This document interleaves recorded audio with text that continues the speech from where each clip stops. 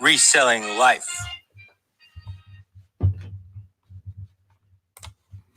Welcome everyone to another episode of This Is Your Reselling Life. Tonight we have the man, the myth, the legend, Drew, all the way from the Queensland. He's joining us tonight to share his reselling journey. If anyone has any questions along the way, please drop them in the chat. Without any further ado, we'll get him up and start talking about reselling.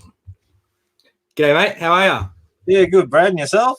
Not too bad. Thanks for coming on tonight and sharing your journey with us.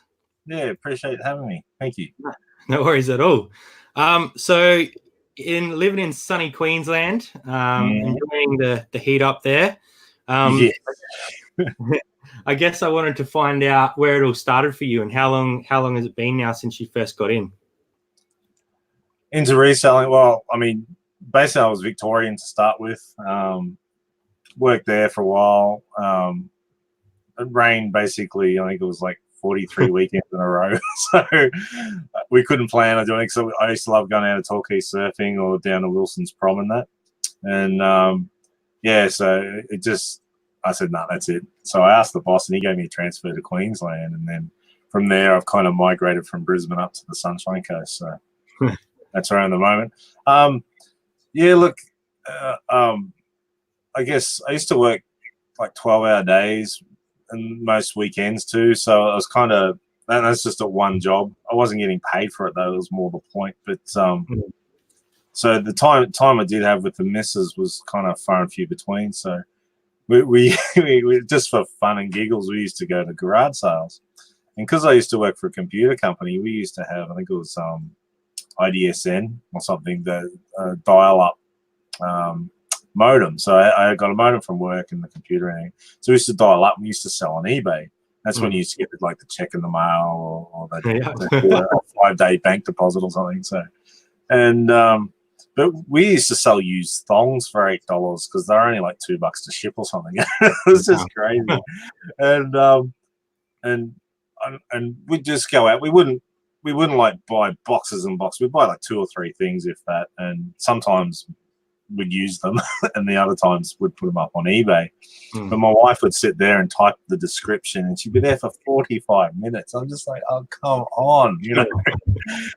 But the thing was just immaculate, you know. Anything you wanted to know about this used thong was in this description. So yeah.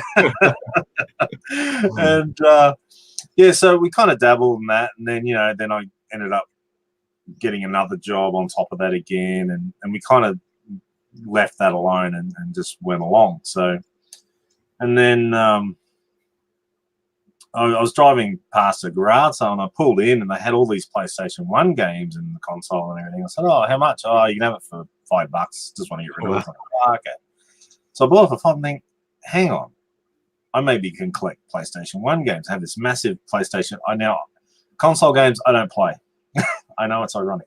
I'm a PC guy because obviously I was in the PC industry for so long, and console games doing this just isn't, I just the hand-eye or hand-thumb coordination is just not there.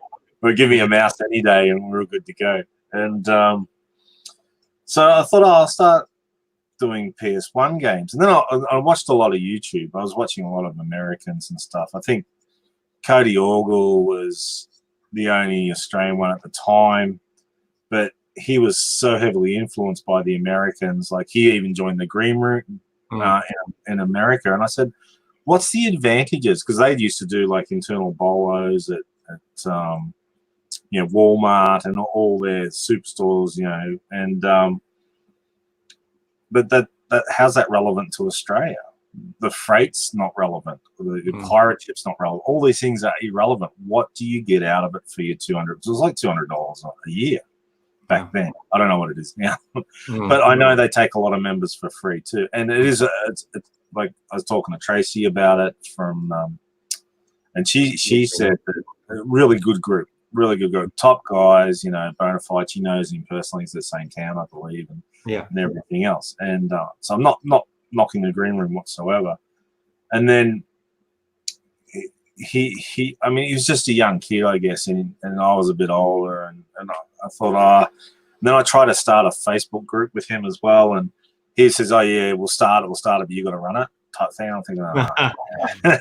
and then he did an interview with the green room or something, and then he said, "Oh no, my mum packs all my orders," and I thought, "No, that's it, I'm done." I just like that. It just, but been an ongoing game since then, hey? Yeah. So then basically, I met another guy who was local, but he was a bit left field. He's a bit crazy, and it's not a nice thing to say about it. No. It was a local bloke. Michael, really nice bloke, but he's just so wacky in the things he does, and he'd hang on to these old vintage video games and import them from Japan, and and he'd hang on to them for 3 months and sell them and stuff. And I started going garage selling with him, and that wasn't too bad. Then we got a bit of competition going, so it made me list more and do more and everything else. And then I'm thinking, oh, well, maybe I can build up my video game collection better if I start selling jeans and anything else. I was selling vacuums and then basically I had this business that was, churning. It wasn't much. It was only about 12 or 15 grand a year part time. And can't even. And anyway, so then basically I started, like, in 1 month, I think I did $6,000 part time. I'm thinking, geez, there's potential here. And I knew then what. And normally my hobbies, I normally only do hobbies that either make money, so like metal detecting. By the time you spend your money on the fuel or batteries or whatever, you don't make that much money, but you can get some home runs as far as jewelry is concerned. And I like fishing too, because you can bring home a feed, you feed the family, technically saving money. So that's if you catch it. And so I've always liked things like that. I don't like spending money on hobbies, because it just seems to go one way. I think that's a good thing, because you're kind of spending your time wisely, I suppose. And then my boss, the computer company, he ended up starting up another business in the mining industry. And he asked me to come across. So I went across, and I worked really hard for him initially, and then things started to die off as far as the distributors and everything else. But the mining part was good, but I only had like 3 or 4 hours of work a day. In all honesty, that's with everything done and said. And some of the jobs were, like, I had to filter bitumen through women's stockings and stuff like that to get rid of the lumps. And I kept telling him, I said, this company's absolute rubbish. Let's swap bitumen companies. And he wouldn't swap because he thought they were great. And anyway, so and then he started making a lot of decisions. And look, he's a top bloke, and we're still mates today. I'd give my shirt off my back for him for what he's done for me. I think I worked for him for over 20 years. So nice guy. And once again, he's still rolling along. The mines are pumping his stuff out. So basically, it's a dust suppressant for the mining industry. Yeah. And then I thought, no, I got to do something for me this time, because I've always worked really hard. Like, one stage, I was working for him. I was washing trucks early Saturday morning for like 4 or 5 hours for $50 or $60 cash in hand, and then I was doing, being a bouncer every Friday, Saturday night for 7 to 8 hours a night, and coming home and just sleep. And then Sunday was the only day off type thing. So I thought, no, I've done that. I've got where I need to be, So I thought, and both my girls, I got a 10-year-old and 8-year-old now, but when they both started school, my wife says, oh, look, I want to go back to work, because she's a real social person. She loves people. She loves talking, and people just really like her. She's the type of person where she'll walk into a supermarket and she can, talk to someone, and I'll go, who's that? I don't know. I just met him. His name's Greg. He uses Colgate this on his toothbrush. He has 3 kids. He has a wife. He lives here. He does this. He does that. And this is all in like 2 minutes, and she gets them out of it. So, and she has that ability. So she's very social, and so she wants to go out and get that full time. I said, okay, fine. I'll quit my job. I'll get my severance pay. So 20 years. And I said, and I'll just pump up eBay and we'll just kick it. So, and I had been squirreling away a lot of stock.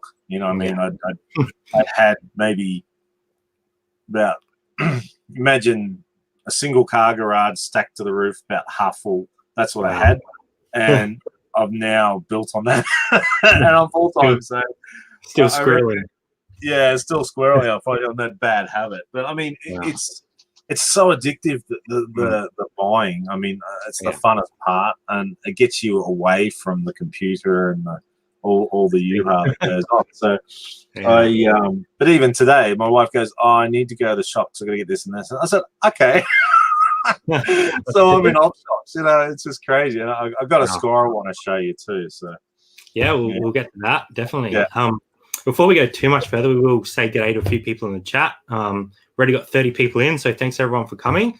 We've got Megan, we've got your mate Rod in as well. Bravo Charlie, Robin, Miss Resell. I think that's a new one for this channel, so thanks for coming in. We've got Bron. I think she's going to be September in the calendar, I think. We've got Look Mum, I'm Hustling. Hold on, I'll try and catch up a little bit. Jazz Cell, I'm not sure who she is, some person. Damo. Oh man, this chat's getting out of control. Peter, g'day guys. Hello everyone. Zach's in. Who else we got? Bron, Jazz, Mel's in as well. Adelaide Crow's the best. Well, hopefully next year. Welcome to my world. Dream on, people. Dream on. My mum's in, so hi, mum. Hi, mum. Shirley, Fairy of Sarcasm, Captain Op Shop Nerd. That's a cool name. Elizabeth Ford, saw you over on Rally Routes today. That was cool. I think we're caught up with everyone. Ken's in as well. G'day, Ken. And yeah, we're caught up with the chat. So awesome. If you guys do have questions as we go, please drop them in. I'll try and get Drew to answer them for you. My next question for you is, you mentioned that you've been sort of around the block a few times now, and you're probably seen a few people come and go. So I guess what do you think it takes to be successful? Like, what is those signs that you see in people that sort of tells you that they're going to be successful in the reselling game? I think in the reselling game, or the eBay end, or Amazon, if you're lucky enough, I think the biggest thing, it's just hard work. There's no everyone, oh yeah, just resell, make all this money. Like you see these ads you'll get in between your YouTube videos, and sign up to my course and sell Amazon, and you can make 500 million like X owner did, or whatever, and blah blah blah. You know, but it's just hard work. The biggest thing is sourcing too. I think the only advice I can really get, if you're full time, you have to do bread and butter stuff. Okay, you look at Mel, back to the burnout, what she does. That's classic. Me and Rod, same thing. Like, I do a lot of media and stuff. If you're part time, don't go near that stuff. Just try and cherry pick all the good stuff, because what happens is you work on Monday to Friday, you go op shopping maybe Saturday morning, or garage sailing / both.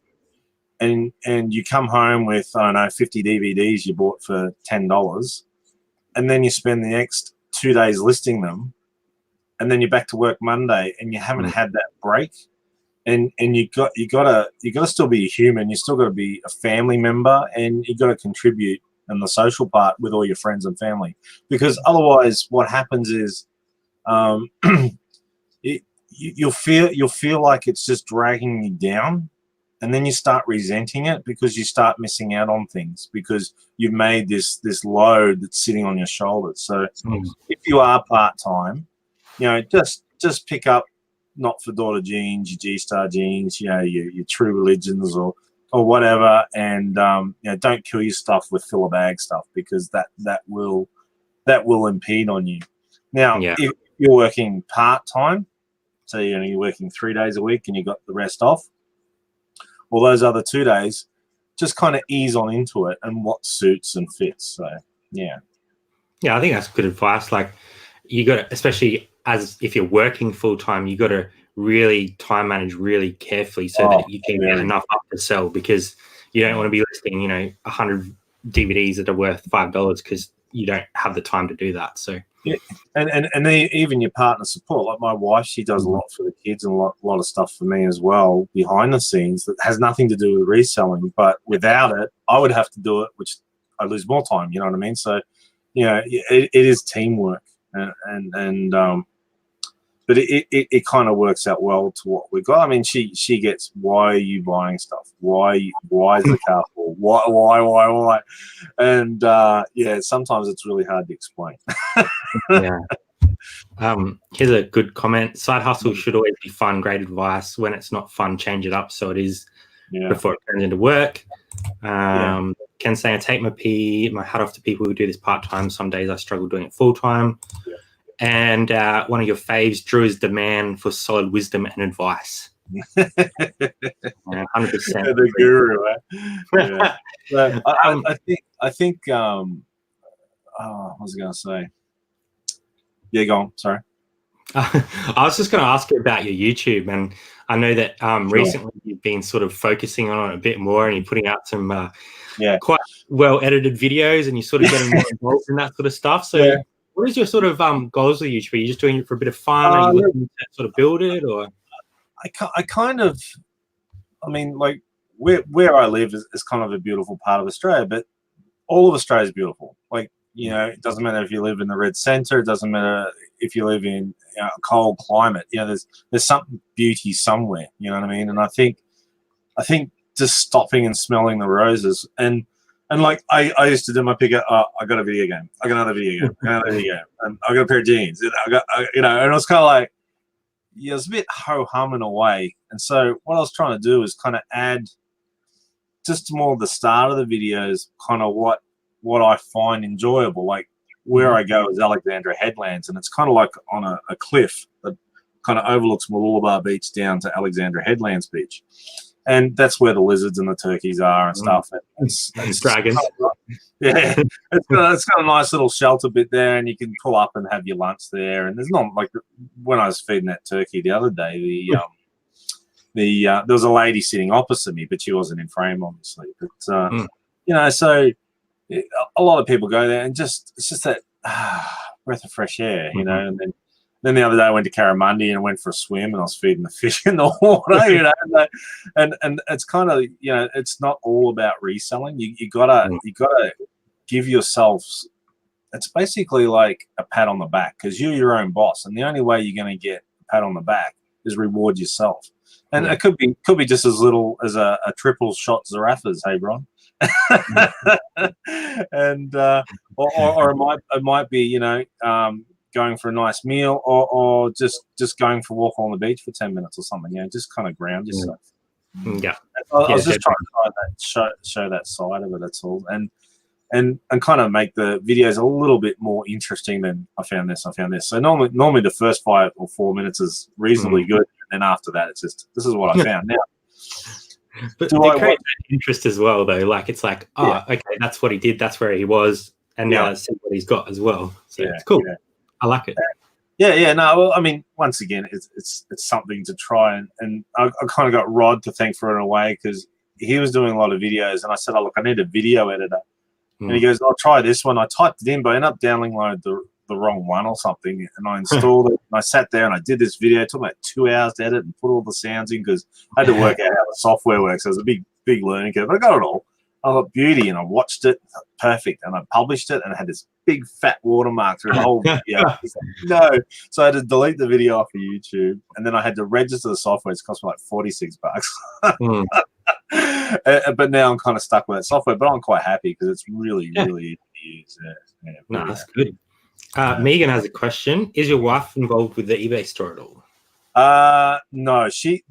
I guess once again, it's the indirect things. You know, it's like I'll be working away and she brings me lunch. She doesn't have to, but she does. You know, and that just beauty. You know, and then you sit there and eat your lunch, and she does the books for me. Like I use a program called Xero.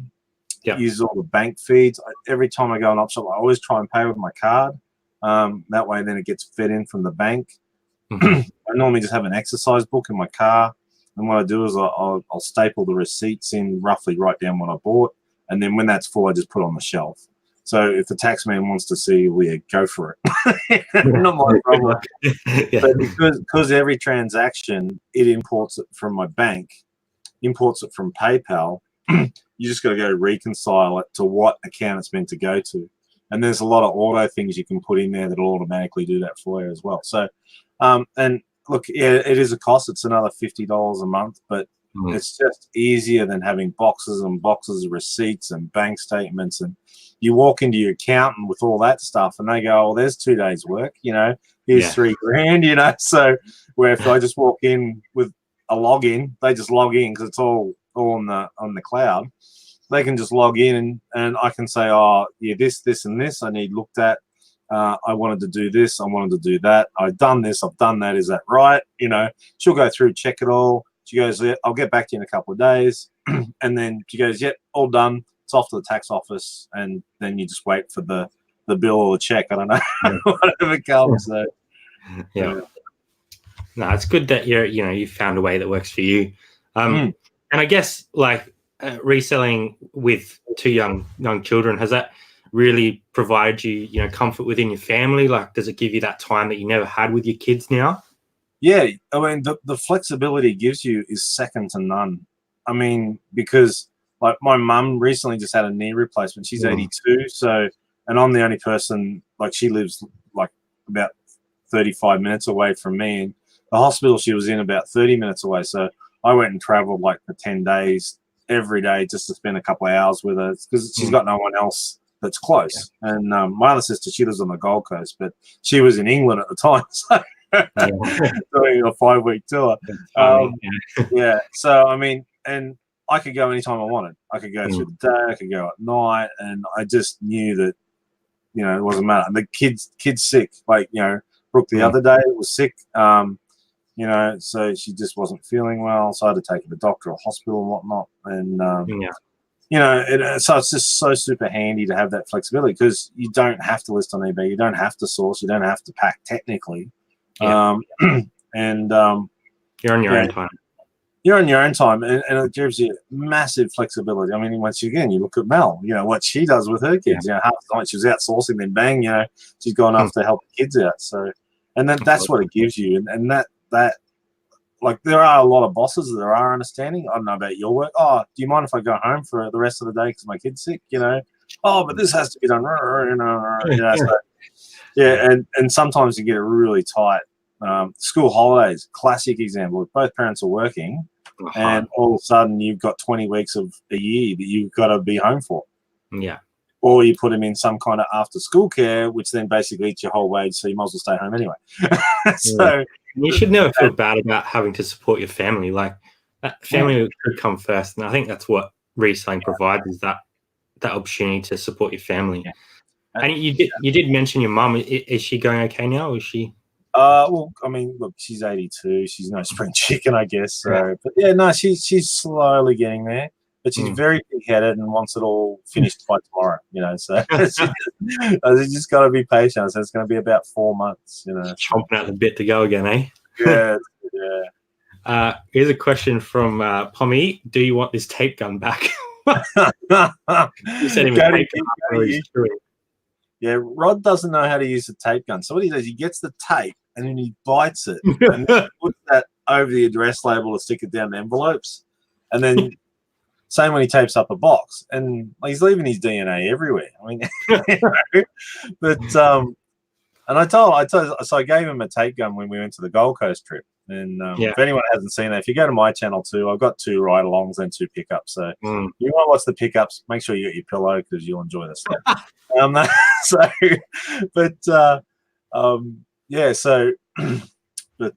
I?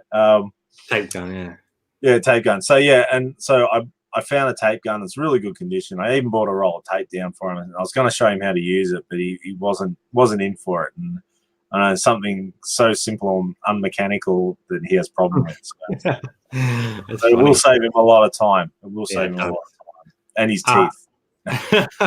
Fairy of sarcasm. Love your setup in the background. Is that permanently up for photos? Yeah, permanently up for photos. So I just use like a melamine sheet from Bunnings. All the lights are all 5 globes. So there's 5 globes in each one. There's 3 of them. I did have an overhead one, but I just ran out of room to put it all in. Yeah. And then I bought this camera. It was $500 and JB Hi-Fi had it for half price. So I bought one. And that's what I do all my video with too on the car. And I got another camera I use the video for water stuff. But Nice. So it's definitely permanent. It Yeah. was my wife's idea because what I used to have in here was just my computer and my listing, and all my photography stuff was in the garage. But in here, I had about 19 bookshelves with all the video games and all the stock that was listed in here. And she goes, "No, move it all out to the garage, move your photography in here, and just open it up." Yeah. Because this window, I'm facing a window now. Before I was sitting over there, that's why all the things are on the wall. It's kind of a bit Irish. I know, I've got this stupid rack thing in front of it all. So yeah, now I can look out the window and the bushes there, and a few natives. They're all in flower at the moment too, so there's birds galore. I was on Tracy's live today, and they're all chirping. They're going, "Yeah, I did hear it."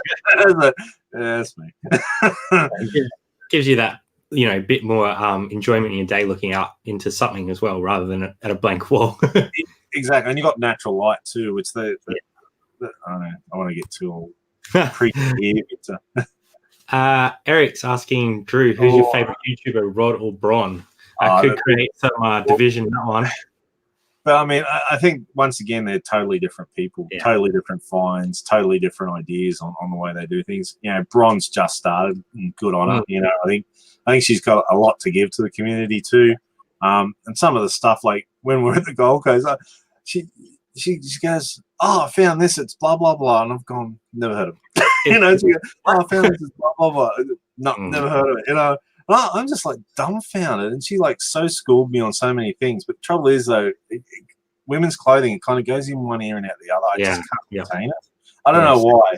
So for the last probably 2 weeks, or since the Gold Coast, I've been looking at every single women's shoe because she's bought stuff from Italy, and you guys are pulling buddy, RM Williams out your butt and everything else. No, I'm thinking, God, there's got to be something here for me. So, but I'm crazy. So many good brands. So we're super glad that Bron started a channel. It's going to be cool to watch that grow. It is good, and I think too it's good for her too, because it's kind of you can build more relationships with more people, and you got more people you can ask questions to when you get stuck. You know what I mean? So, look. I watch a lot. I think I got 328 people subscribed to in YouTube. As a norm, before I started doing any lives with Rod or anything else, I just have YouTube running, and that was my friend. And I'd very rarely. I'd sometimes put a comment in if I thought something was really good, but I'd very rarely comment. So I was kind of just a voyeur, just watching in the background, So, and I love the storage unit guys in the States, and there's one called the Storage Auction Pirate. And I just love him. He's just awesome, and he puts everything on the table. He tells you how broke he is. He tells you how poor he is. He tells you about his life and his decisions and everything. There's nothing to hide. He just shows everything. And he recently bought a unit for $7,500 or something. He sent it off to Grimes Finds, which is another YouTuber. He has his own auction house, and Grimes Find processed it all for him, and the final figure was $50,000. So he turned $7,500 into $50,000. This is US dollars, so you put that 30% on. It's not a bad change. That's a full year wage, especially there. Yeah, and now, I mean, they do live in California, so it's a bit dearer. And now he's just bought another one for $5,500. And he's pulling out military stuff after military stuff after military stuff. It's just mad. And he said, "Oh, this might all have to go off to Grimes too." It's like, hats from Germany and this and that, and it's crazy. There's a lot of YouTube out there at the moment. Anthony's asking, how does everyone deal with non-payers or people who pay for local pickup but expect post? It's a good question. Sorry, something wrong with your address if they pick local pickup and then expect to be posted? Because there's something wrong with your address, just cancel the order that way, and that way you won't get a ding. Now, as I was saying last week on the waffle, part of the seller manager used to have a lot of automated features where you left feedback automatically. You could do automatically non-payers after 2 days, and then it just basically run through its process over the 4 or 5 days or whatever it is, and then basically your items are listed and away you go again.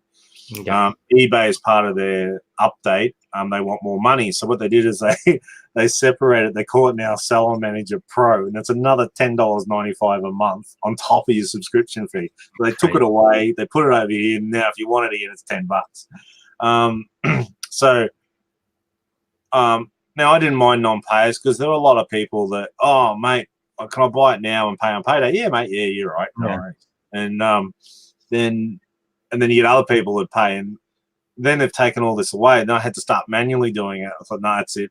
So everyone, you pay on checkout or you don't get it.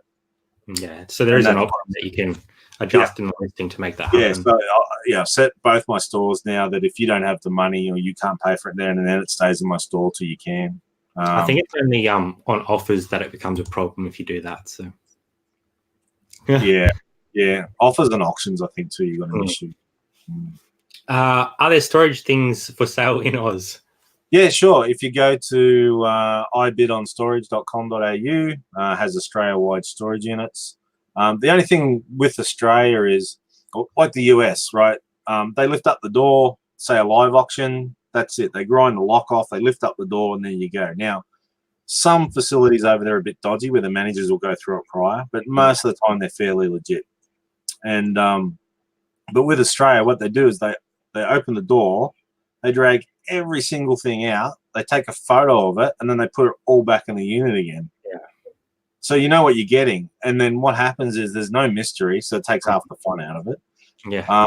The other thing is, if there was gold bars, they're gone. Because the employees would have one each, you know what I mean? So you can't find a Picasso sitting in the back because it'll be gone.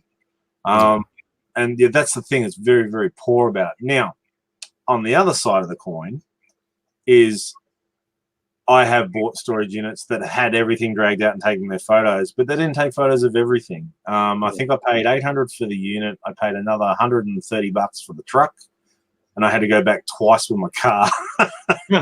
And I loaded it all into my garage back in the day. And I think all said and done, I think I sold everything for about $6,000. Wow. So there was about $5,000 in it. But there was, like, it's hard work. Yeah. It's heavy work. Make sure you get a truck with a tailgate lift because otherwise you're in trouble. And I bought one recently and I just lost it. I just lost basically my money. I made no money whatsoever. So it's hit and miss market, I think. It is hit and miss. There's a bit of byplay going on in the chat here. Careful, Mel. Bron wants a double photo shoot. That's a bit of an inside thing at the moment. I think there'll be a bit more coming out tomorrow, but I'm a bit nervous about that. So,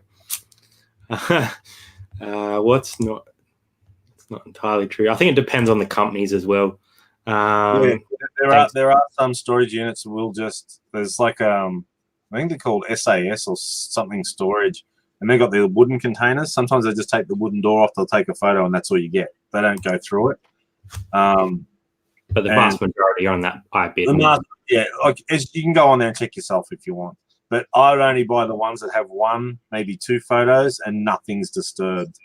Like the classic one is fingerprints on boxes where dust used to be. The two photos are different. All the boxes are open. Like they're all the flaps are up. Because there is money to be made in storage units. So. Yeah, you just got to be careful, I think, and be prepared for work. A lot of work, and you need the storage. And I think, like if I ever say won lotto where I could buy like a premise or something like that, just a big storage area, and I could afford a truck, I'd love to do storage units full time.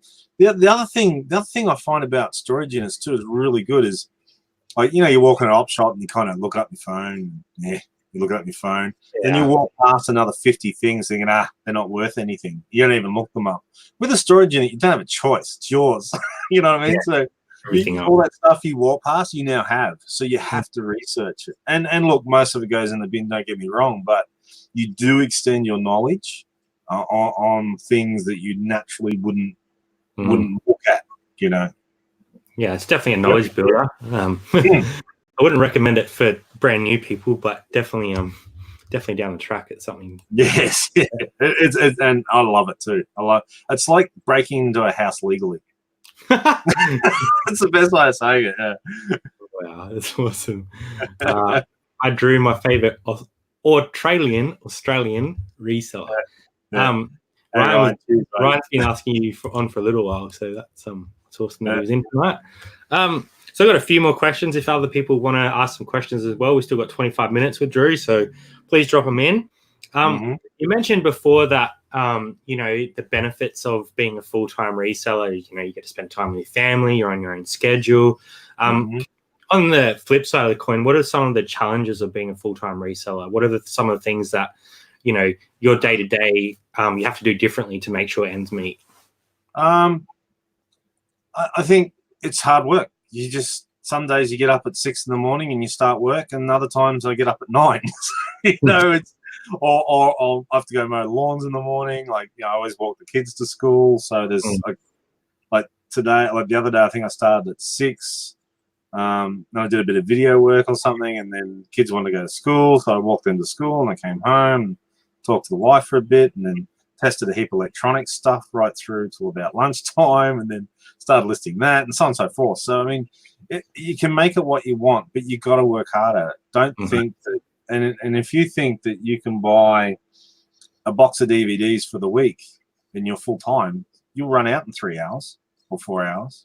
You gotta keep sourcing. You gotta keep the momentum going. So, and if people go, I want to quit my job and go full time. Well, what you got to do is keep working your 40-hour week, then put 40 hours into eBay and see what it makes you.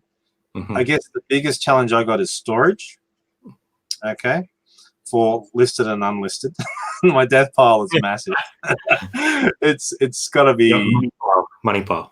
Yeah, money pile. That's it. Yeah, it must be close to about 20 cubic meters of stock, maybe. But that might be overestimated. So that's not listed. But then I've got about 107 bins that are listed, and then some of those bins need topping up. So, like I've been going hard. I'll go to Big W. I'll buy like 7 bins.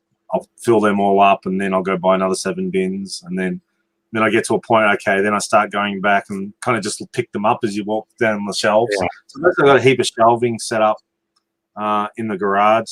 A car doesn't fit in the garage no more. It's a double garage. Yeah. And it's pure shelving, bookcases for all the video games, DVDs and whatnot, and then all the metal shelving for the 52-litre bins. Wow. So, and the other thing is bench space. I wish I had another 5 or 6 meters of bench space because... And I think I need another 3 rubbish bins. Yeah. The amount of rubbish that you pull, like between tags, printing labels, and those bloody strippy things that get stuck to your feet. Yeah, I know, yeah. I saw one guy, he just got a roll of tape and he turns it inside out and sticks it to each other so it's sticky all round, right? Then he sticks it to the bench, and every time he pulls it off, he just throws one on there. That's smart. They end up everywhere in our house. Thrift.me, which is Frank. I haven't watched any of YouTube yet, Drew. What's your favorite video upload so far, and where would you recommend I start? Oh, look, mate. I mean, when I started, as I say, I was just sitting where I am now. I got this. So, but yeah, probably. I mean, the Gold Coast was kind of all 3 of us too. So, kind of how we interact and stuff, and it was just a bit of fun. It was kind of a bit of presenter way of doing things with the camera. So what did you find? So I think so it was a bit cliche in the end, but I mean overall I think it was pretty good. Yeah, and one morning we were I think it was Saturday morning, we were going to pick Bron up for garage sales. I'm God known now at 5 o'clock in the morning. Yeah, sure. And we're just leaving my sister's place, and I looked down the street from the roundabout, and here's his kangaroo eating the grass. So we just drove up, and me and Rodder started videotaping this kangaroo. So yeah, Skip's in there, but yeah, but I mean, yeah, probably in my last 7 or 8, I guess. That are more cool. But even the older stuff, it's got value in itself in just what you find, and especially video games, because you do a lot of video games and you have very good knowledge of that. How long did it take you to sort of work out what the difference between shovelware and a really good quality? Like, is it just you scan a lot of things and you've gained that knowledge, or did you have a good understanding beforehand? No, once again, I started buying. I say when it was PS1 collection, I wanted to build that up. I thought, oh, I could buy PS2 games, flog them, and then buy the PS1 games I don't have on eBay. Mm. And then I'm watching people. Oh no, I only find them in the wild. I don't buy off of eBay. I'm thinking, yeah, that's me. So I ended up getting all this coin and stuff from PlayStation 2 games and stuff. And then you worked out what sold for what. And because I had a fair bit of time at work, I'd go op shopping in my lunch break. I'd come home, and then the next day I'd leave all the stuff at work. And my next lunch break, I'd sit there and I'd have bits of paper and little squares, and I'd look them up on eBay as what they sold for, and I'd say, oh, it'd be 8+, it means 8+ shipping, or this would be $10 ink shipping or stuff like that. And I'd put them all in these PlayStation 2 games. And I recently found a box from about 3 years ago, and I open up and they got all these little squares in it. And I'm like, oh, okay.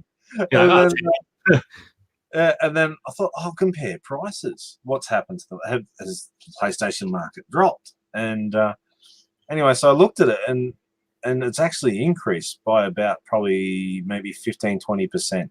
yeah, right. So, and the thing about PlayStation 2, as you know, NES and everything else, they don't make it anymore. Mm. And there's only an infinite number that were released, and they'll never be re-released. Mm. The thing, we're isolated from the other PAL communities like Europe, so far as postage is concerned, and everything else around us is NTSC, so it doesn't work on our system. So we kind of have a captured market, but I think, and as people kind of think, oh, like, I mean, I never had a PS2, but I mean, I guess, was it your generation or generation? A little bit after me, I think. Yeah. So, you know, and as they get to 50 and 60, they're going to go, I want to relive my childhood. I want a PS2. I want to play it with my kids. You know what I mean? So, and so I think the value will still keep going up and up. But I know they were more mass produced than the N64 was. I think a lot of Australian families when the N64 came out were quite poor and couldn't afford it. When the PS2 came out, there was a lot more affluence around. There's a lot more money around. So a lot of families could. So here's you're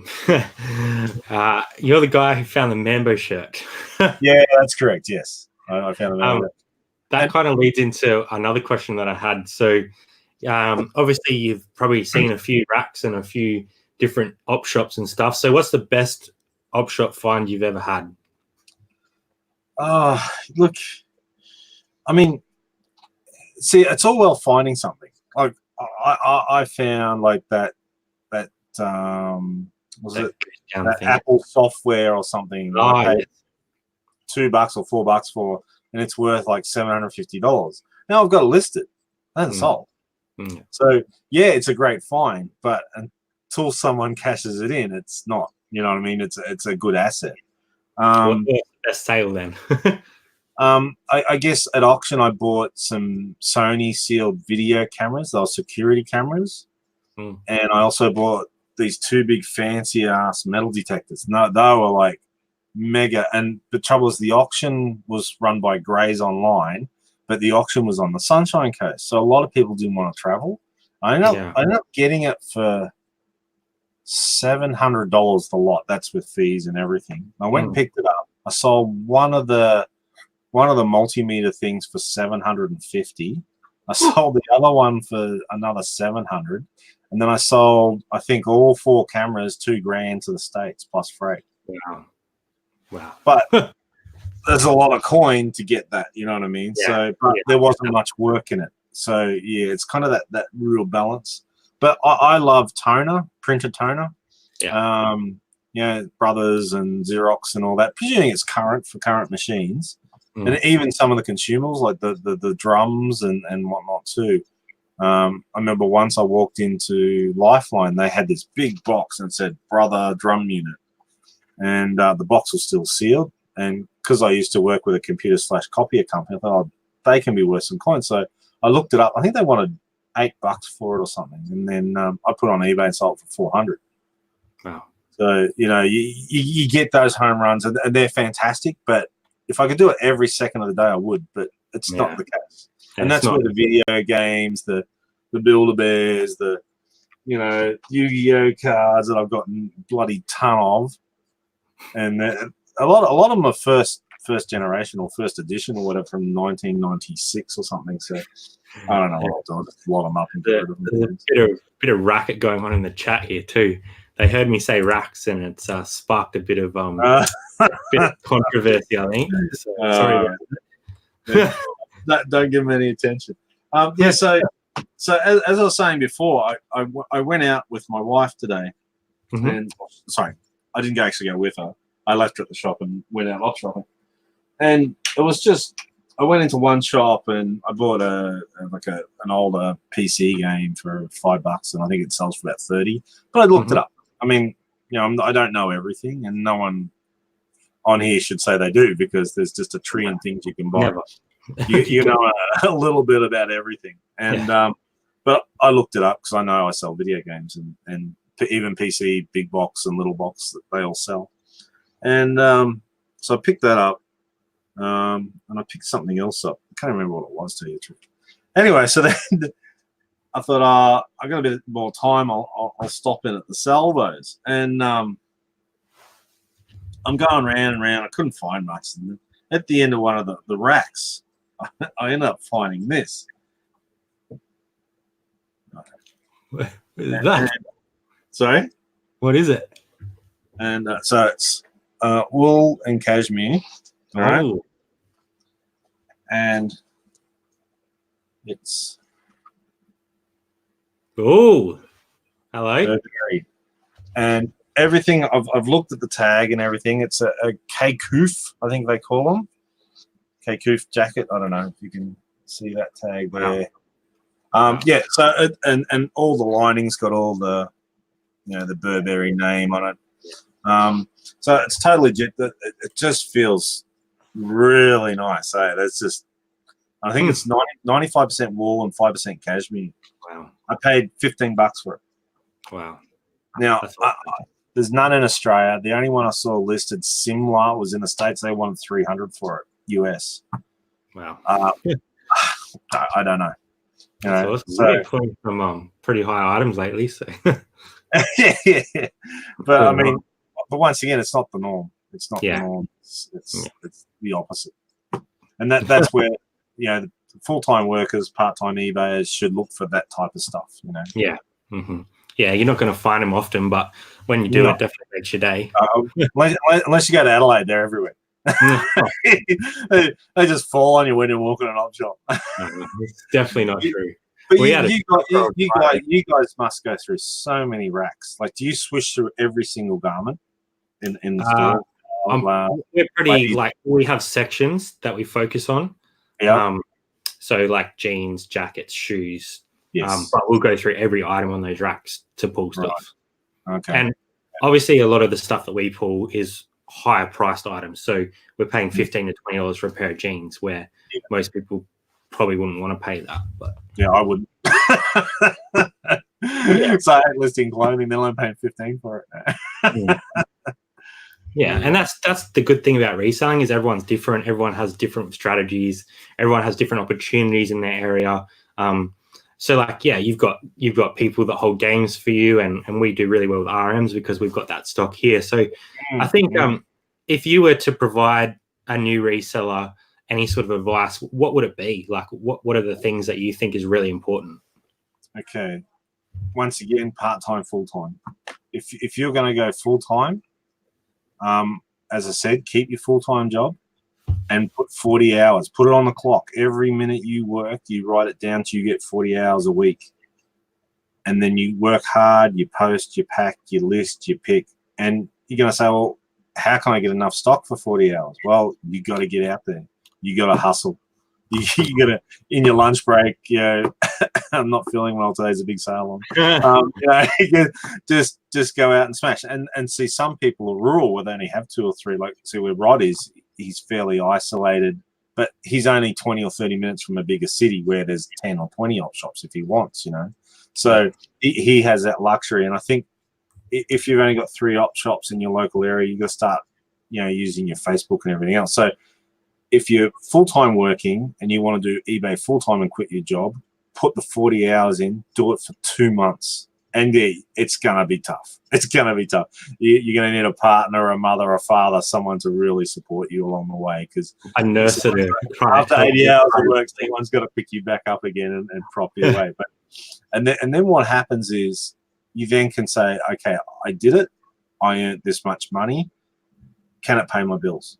Mm-hmm. Okay, and then you might have a partner that's earning really good money, and you just hate your job. Same principle. Do exactly the same. Put the hard yards in, and it is hard work. But you have to. The more op shops you can put your head in, the more opportunities you're going to have.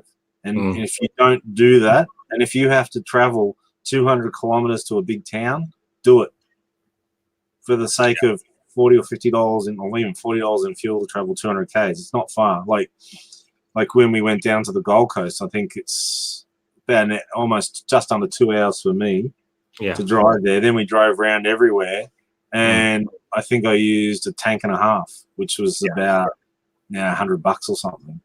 Yeah, I think that's really good advice, because there's been times where we've been out all day and found like hardly anything, and then we'll go into that one op shop and pull 10 or 20 items. Like, and we're like, should we go here? Should we not? And it's like, well, if we pop our head in, it's no good. We leave. Like, putting in that extra time sometimes makes the difference between a really good haul or a really poor haul. So and you got to be mobile, and don't forget your markets. Don't forget your garage sales, and look, I got really disheartened with garage sales. I gave up because of the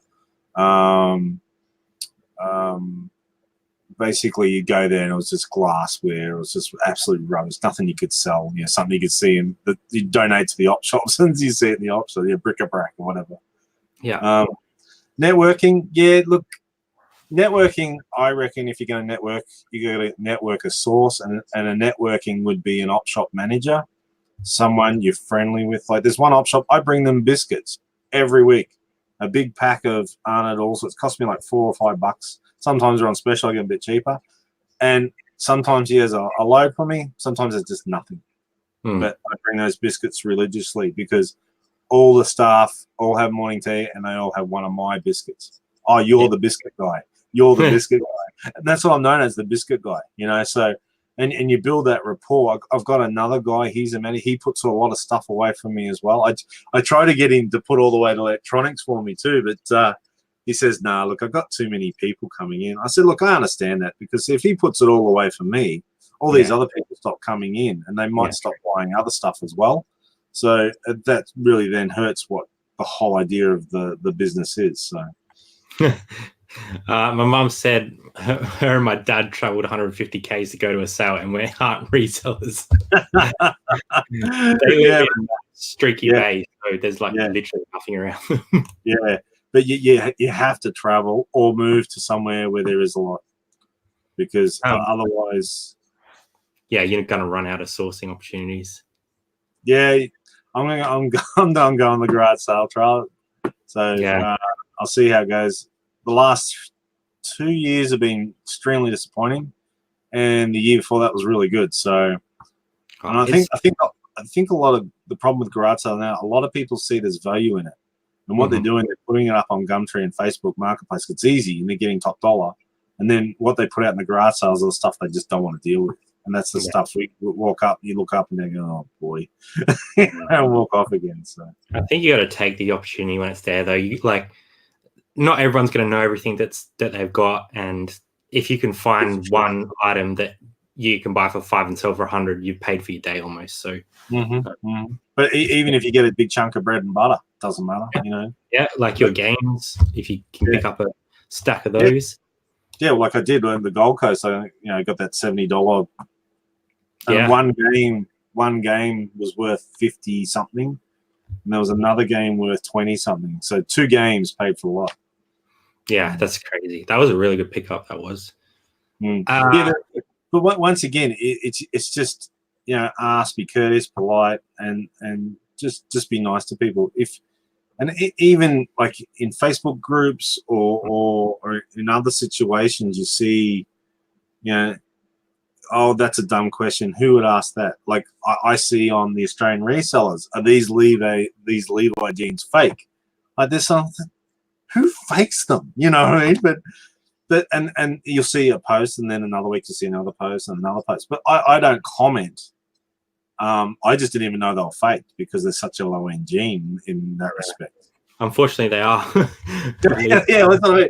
But once again, that's what I mean. And if you're not sure or whatever, just move on. Don't comment on people's posts that are negative, because I think there's no such thing as a dumb question, and I think people ask it because they're genuinely not knowing. And whether you're 10 miles above that, and they go, why wouldn't you know that? How dumb must you be? But once again, it's like when you start surfing, I guess the best way of saying is all these other people, they know how to surf. Oh, you're just a grommet. You don't know how to surf. Rah, rah, rah. And then, but they were like that one day as well. Yeah. Yeah, we're all there. And we're all the same, except people forget. It's like, gee, it's really hot this summer. No, it was hot last summer and the summer before and the summer before. There's no difference, you know what I mean? So just people have short memories. Garage sales are overpriced sometimes, yes. Yeah, they can be. I hate going to garage sales where there's price tags on everything. This is Jazzy's mum, so thanks for popping in. We're making all the mums proud tonight, so thanks for coming. There's no way I'm nipping over to the next town just to op shop. Yeah, so Jazzy's mum lives in Alice Springs, so the next town is 500 k's away. Yes. Yeah, but yeah. Here we go. How many items do you list a day on average versus how many items do you sell a day on average? Oh, that varies. It really varies. Some weekends I can sell 30 or 40 items, and another week, like this weekend, I think I sold 10. It's just my eBay stores are starting to crash, and I don't know why. I don't know what I've done. I've upset the eBay god, so I'm trying to few things. I'm trying to do things to get them cranking again. But I know, like Monday I listed 57 video games. So, and then today and then on Sunday I listed about 8 or 9 big stereo component stuff, I guess. But it worked out to, if it all sold, be $1,000. So, you know, if I can list 400 or 500 a day, that's what I'm kind of aiming for. Kind of looking for that. Yeah, but I mean, sometimes I just get dragged down. Like I'll get a pair of jeans and then say they're a size 29, and you convert it to Australian women's size, and then you measure it, but the measurement's wrong and the sizing's wrong. And I just sit there and I just go, what the hell are they? And you got to try and nut it out. And I find that extremely frustrating. Like I listed, I think it was 14 pairs of jeans the other day, and it took me 7 hours. Wow. I just so struggle. But yeah, you find when I add up, if they all sell, it's $400 or $500. Yeah. So $405 a day is not bad money. Yeah. Yeah, you've got to find those things that you're good at too. Like you get in a routine where you get good at listing a certain item, and it's hard to sort of break out of that mold and do something else. But I think it's so important to diversify. So don't upset the eBay. I'm presuming that's God's. Yeah. Do you list every day, Drew? No. Normally weekends, I don't list. I normally don't source on Saturdays either. I just kind of just relax and have fun. But some Saturdays I'll go out to garage sales, but only if they seem good in the ads. Yeah. Yeah. Different people are getting good at different things. Like, you know, you sort of develop a process and what works for you. So like, I think we're shocking at shirts. Like we'll do shirts, but they're not our favorite to list because they take us a lot longer. Yeah. That's, I think, you know, the jeans things, I just got to get through. I kind of program myself to hate them, and I've got to kind of get over that and just think of the money. And like Rod was saying today, he listed jeans today too, but as he said, it was like $500 or $600 worth of jeans he'd listed. So, you know. Yeah, jeans. Yeah, if you get on a roll with them, they sell all year round. So yeah, it's a great thing to get onto. We've almost been going an hour, so if anyone has any last-minute questions for Drew, please drop them in. We've had sort of 40 all the way through, so thanks everyone for coming along. I really appreciate your time. If you haven't subbed to Drew, he's been putting out some really awesome videos lately. So head over to Drews Reselling Metal Detecting. Jazzy Yep. dropped a link in before. Mhm. Oh, here we go. Question: Where's my steak? In here, brother. Ain't come back. Yeah, so Rod Drew's listing speed tips. Just do batches of 5.